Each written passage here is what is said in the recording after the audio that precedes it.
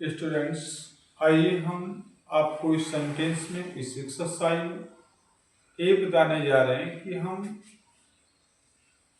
जैसे यहाँ पे सेंटेंस दिया है to find fault is easy, इसको हम ईट के द्वारा, ईट का प्रयोग करके, जैसे देख रहे हैं आप ईट लिखा हुआ है, ईट का प्रयोग करके कैसे नोट कर सकते हैं, कैसे लिख सकते हैं। ठीक है, तो देखिए हमने प्रैक्टिस के लिए नोट किया है, इसको ध्यान रखिएगा। आप प्रैक्टिस के लिए है TIC प्रैक्टिस। तो आइए देखते हैं कि हम इन सेंटेंस को इट का प्रयोग करके कैसे नोट कर सकते हैं। जरा ध्यान दीजिएगा, ये पॉसिबल है, आपको समझ में आएगा।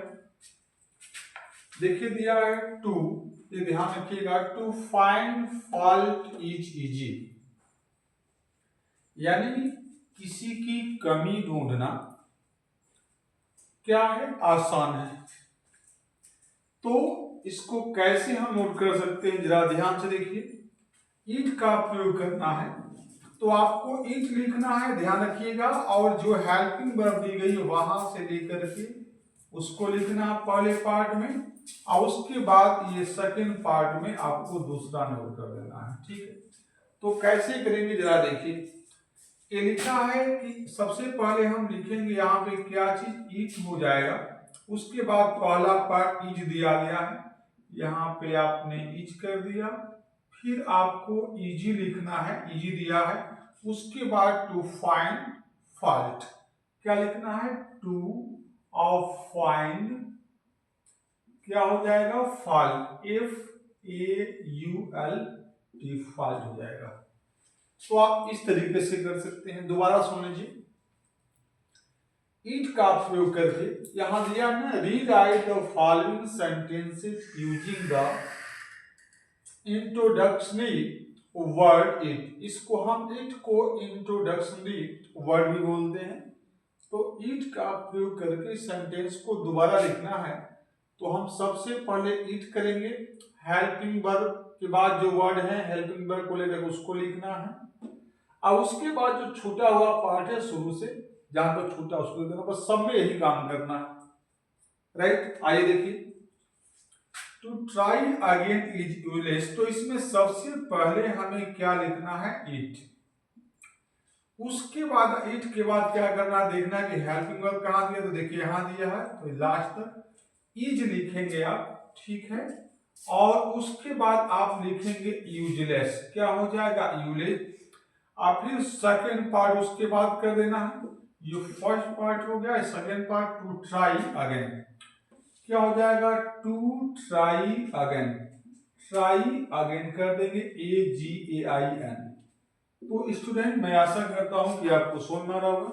आइए और देखते हैं, लिखा है to speak English is easy, तो आपको सबसे पहले क्या नोट करना है, इट, उसके बाद आपको फर्स्ट पार्ट चाहिए। फर्स्ट पार्ट किसको बोलेंगे, जहां से हमारे हेल्पिंग वर्ब शुरू है और लास्ट तक, तो इज इजी दिया है, तो यहां पे आप इज इजी कर देंगे, EASY इजी, और उसके बाद आपका सेकंड पार्ट दिया है टू स्पीक इंग्लिश, तो यहां पे लिख सकते हैं क्या, टू स्पीक, क्या चीज, इंग्लिश, ENGLISH कर सकते हैं। चलिए अगला देखिए, to talk to her is of pleasure, तो इसको हम बताएं ना कि जहां से हेल्पिंग वर्ब शुरू हो रही है लास्ट तक उसको फर्स्ट पार्ट बोलेंगे, और लास्ट शुरू से लेकर के या जहां हेल्पिंग वर्ब से पहले सेकंड पार्ट हो जाए। मैं इसलिए इसको कर दे रहा हूं कि आपको इजी हो जाएगा। आपको क्या करना है, इट, तो यहां पे आपको इट कर देना है। राइट, क्या हो गया आपका, इट हो गया। पहला part is of pleaser, is of pleaser, PLEASUR pleaser, और उसके बाद जो सेकेंड पार्ट है टू टॉक टू हर, तो क्या हो जाएगा, टू टॉक, TAL के टॉक टू, क्या हो जाएगा आपका ये, हर, HER, हर हो जाएगा। तो स्टूडेंट बहुत आसानी से आप कर सकते हैं। अगला देखिए, ये दिया है टू ईट टू मच, और देखिए हेल्पिंग वर्ब यहाँ से शुरू है तो लास्ट तक आपका हो गया। ये फर्स्ट पार्ट और इससे पहले जो दिया गया उसको क्या बोलते हैं, सेकेंड पार्ट। सबसे पहले राइट हियर ईट, ईट का आपको प्रयोग कर देना है। फिर first part is harmful, is harmful कर देंगे आप, हार्म, और ये फुल हो जाएगा। उसके बाद क्या, too is too much, too और इट, इट दिया है यहाँ पे, इट लिखा है, ध्यान दीजिएगा, इट, और फिर क्या दिया है, टू और मच, ये आपका हो गया। ठीक है, तो इस तरीके से आप इट का प्रयोग करके इन सेंटेंसों को नोट कर सकते हैं। आइए थोड़ा सा हम इसमें और भी कुछ बता दें। आप देखिए, आपके दिमाग में आएगा सर कि ईट के बाद आपने इज क्यों लगा दिया है। तो देखिए इंट्रोडक्शन ये वर्ड है, यानी सब्जेक्ट के रूप में इस्तेमाल किया गया है, तो सब्जेक्ट तो है ही। अब सब्जेक्ट के बाद हमें क्या होना चाहिए, वर्ब, तो देखिए इज वर्ब आ गया है, उसके बाद इज, और टू फाइंड जो आप देख रहे हैं, आपको उम्मीद है कि समझ में आ रहा होगा। यहाँ पे टू फाइंड हमने सर्किल इसलिए कर दिया है कि देखिए 2 + b1 दिया है, तो इस वजह से इसको हम क्या बोलेंगे, इंफिनिटिव। इसको क्या बोलेंगे आप, इंफिनिटिव, इंफिनिटिव बोला जाएगा। ठीक है, ये ध्यान रखिएगा। यहां भी इट आपका सब्जेक्ट है, इज हमारी हेल्पिंग वर्ब है, ये आपका यूजफुल दे दिया है, एडजेक्टिव दे दिया गया, टू और आपका ट्राई दे दिया गया, b1, 2 + b1 दिया, ये भी आपका क्या हो गया, इंफिनिटिव हो गया। यहां भी इट आपका सब्जेक्ट है, इज आपका जो है क्या हो गया, हेल्पिंग वर्ब हो गई, और इजी आपका क्या है, आसान इसका मीनिंग होता है, और क्या इसको बोल सकते हैं, तो एडजेक्टिव है। और 2 + स्टिक दिया है, यानी 2 भी दिया है और b1 भी दिया है, तो इसको पूरे पार्ट को हम क्या बोलेंगे, इंफिनिटिव बोलेंगे, इंफिनिटिव, राइट।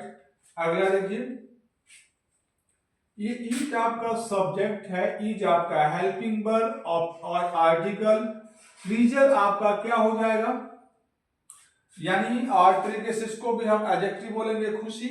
और ये दे दिया गया 2 + आपका ये दिया क्या चीज, टॉक, TAL के हो जाएगा, TAL के L के हो जाएगा, एक और कर दीजिए, ये आपका टॉक हो जाएगा। तो 2 + b1 दे दिया गया है, ये भी हमारा क्या है, इंफिनिटिव है।